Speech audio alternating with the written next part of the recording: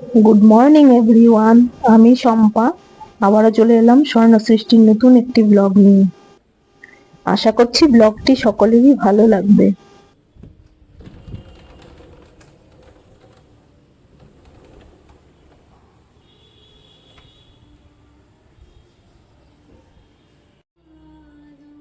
সকালে উঠেই পর্দাগুলো সরিয়ে যখন পুকুরটার দিকে তাকাই, মনটা ভালো হয়ে যায় জানেন। আজ ঘুম ভাঙতেই দেখছি মাথাটা ধরে আছে।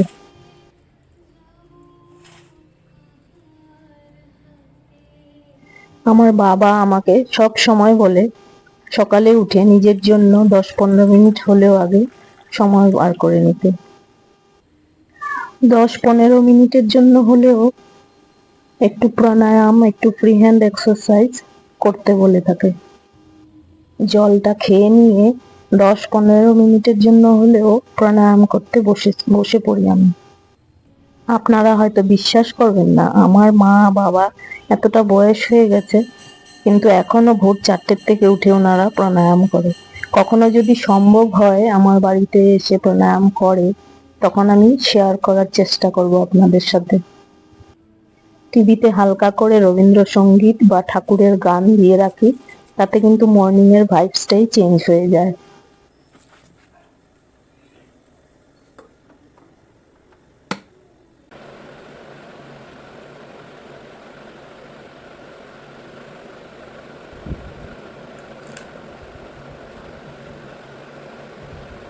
তিন চার মাস হবে সারাদিনে 2 থেকে 3 বার এই শুভজিতের চাটা ডিটক্স তেলে খাচ্ছি।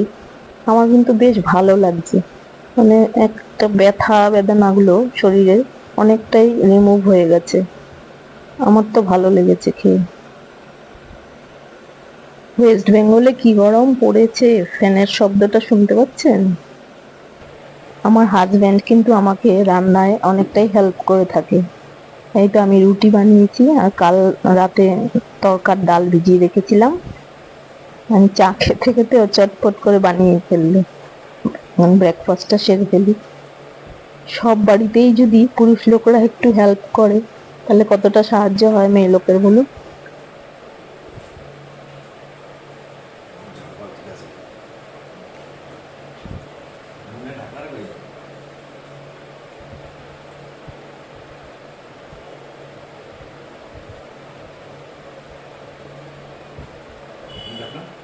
চলে এলাম রান্নার দিকে। আমি এদিকে চাল ধোয়া ডাল ধোয়া জলগুলো আমার গাছেদের জন্য রেখে দিই।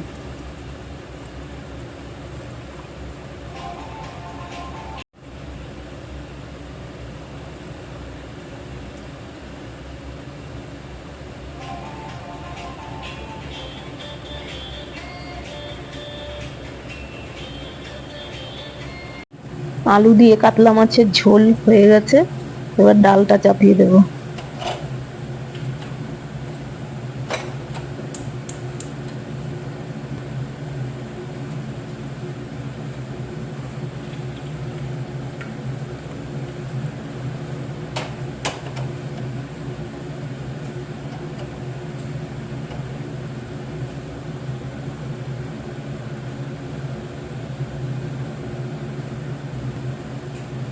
সকালে তো দুধ চা খাওয়া হয় না, আমরা ওই রান্নার মাঝখানে একটু চা ব্রেক নিই। এই যে সবাইকে দেখছেন গোল টেবিলে চা খাচ্ছে সবাই, তখন একটু দুধ চা খাওয়া হয় ওই 11টা-12টার দিকে। এই ছেলেটিকে দেখছেন, ও হলো আমার মাসির ছেলে, আমার ভাই প্রসেনজিৎ। ও হলো পুরো চা পাগল, মানে বেলা 2টোর সময়ও যদি আসে তখনও চা খাবে, এত চা খায়। মানে এমনও দিন হয় মানে ও 10-12 কাপ চা খেয়ে নিল, এত চা খেতে ভালোবাসে।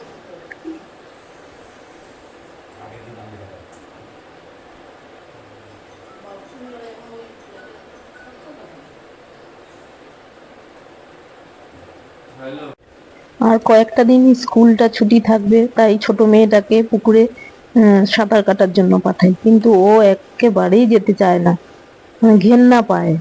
পুকুরের জলে সাপ থাকে, মাছ থাকে, আর আমাদের পুকুরটায় একটা কচ্ছপও আছে, ওগুলো পায়ে এসে লাগে, ওই জন্য ও যেতে চায় না।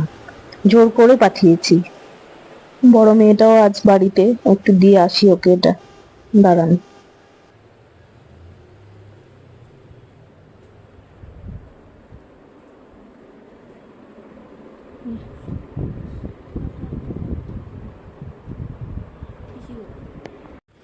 আজ আমি পুকুরে যাইনি ছোট মেয়েটার সাথে।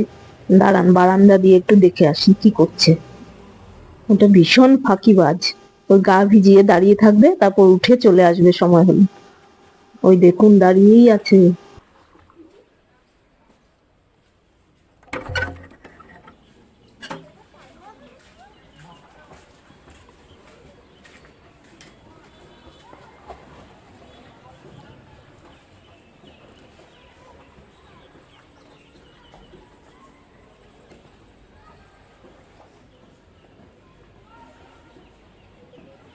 হ্যাঁ, দাঁড়িয়ে থাকবি। যা বলেছি দেখেছেন, ওই যে লাল গেঞ্জি পরাটা দাঁড়িয়ে আছে ওপরে উঠে।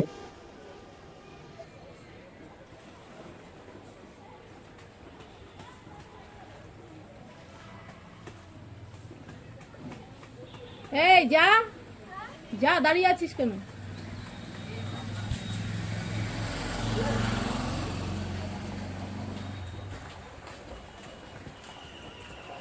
চলুন ভেতরে যাই। রান্না তো প্রায় কমপ্লিট হয়ে গেছে, আর এদিকে হাজবেন্ড কি করেছে দেখবেন, চলুন। ডাল, আলু ভাজা, আর এদিকে একটু শসা আর গন্ধলেবু কেটে রেখেছি। আর মাছের ঝোল তো দেখেছেন, হয়েই গেছে আগে।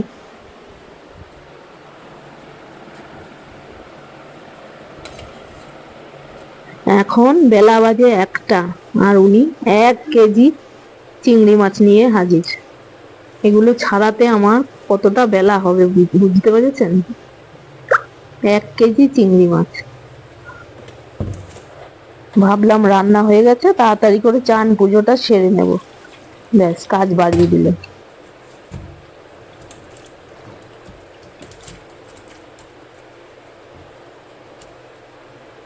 আবার বলছে সাইজটা ভালো পেয়েছি তাই নিয়ে এলাম। আমি কিন্তু চিংড়ি খাই না। এতগুলো মাছ ছাড়িয়ে ধুয়ে রেখে এবার কিছুটা কেটেছি আবার। তারপর চান করে পুজো দিতে দিতে আজ 4টে বেজে গেছে।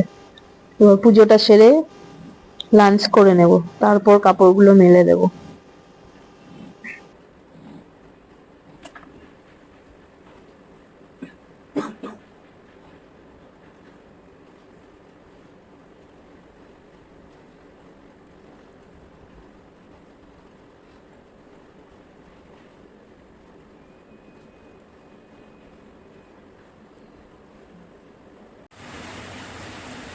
বাইরে অঝোরে বৃষ্টি হচ্ছে।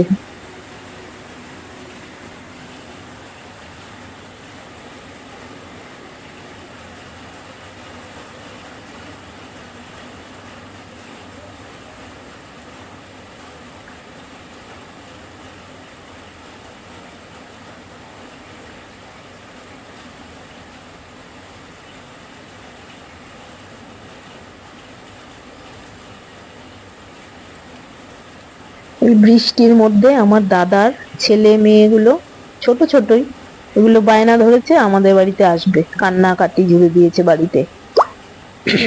কি করে আসবে বলুন তো এই বৃষ্টির মধ্যে?